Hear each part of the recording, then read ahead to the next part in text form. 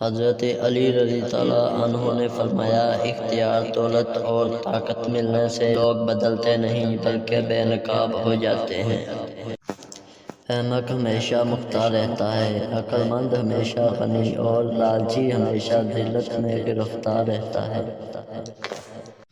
اپنے دشمن کو 1000 دفعہ موقع دو کہ وہ تمہارا دوست بن جائے، لیکن اپنے دوست کو ایک بار بھی موقع نہ دو کہ وہ تمہارا دشمن بن جائے۔ انسان کا صاحب ادب ہونا ملک زر ہونے سے بہتر ہے۔ غلط بات پر غصہ آنا شرافت کی نشانی ہے، لیکن اسی غصے کو پی جانا مومن کی نشانی ہے۔